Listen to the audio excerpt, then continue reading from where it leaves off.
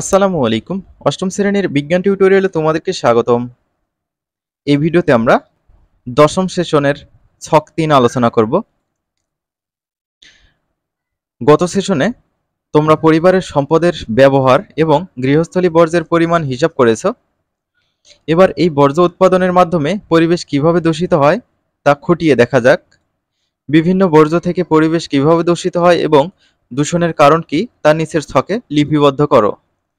তো শিক্ষার্থীরা, ছক ৩-এর মোট ৪টি ভাগ আছে, ১ নম্বর, ২ নম্বর, ৩ নম্বর এবং ৪ নম্বর। তো চলো আমরা ছক ৩-এর ৪টি ঘর পূরণ করি। উৎপাদিত বর্জ্যের নাম লেখা হয়েছে প্রথম কলামে। দ্বিতীয় কলামে পরিবেশে যেসব উপাদান দূষিত হয় এবং দূষণের কারণগুলো লেখা হয়েছে। প্রথমে আমরা লিখেছি খাবারের উচ্ছিষ্ট।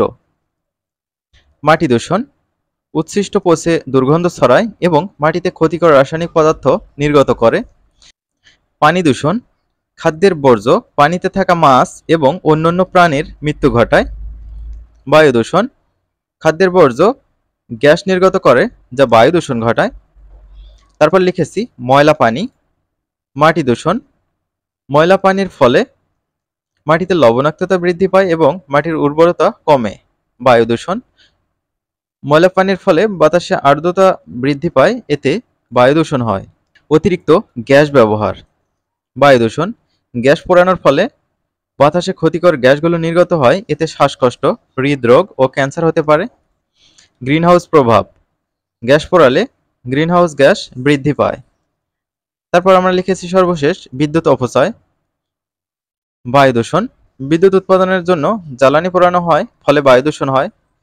পানি দূষণ, বিদ্যুৎ উৎপাদনে পানির প্রয়োজন হয়, এতে পানি দূষিত হয়। গ্রিনহাউস প্রভাব, বিদ্যুৎ উৎপাদনে গ্রিনহাউস গ্যাস বৃদ্ধি পায়। তো শিক্ষার্থীরা, এভাবেই তোমরা ছক ৩ পূরণ করতে পারো। আমরা পরবর্তী ভিডিওতে ছক ৪ পূরণ করব ইনশাল্লাহ। তো পরবর্তী ভিডিও দেখার আমন্ত্রণ জানিয়ে শেষ করছি। আল্লাহ হাফেজ।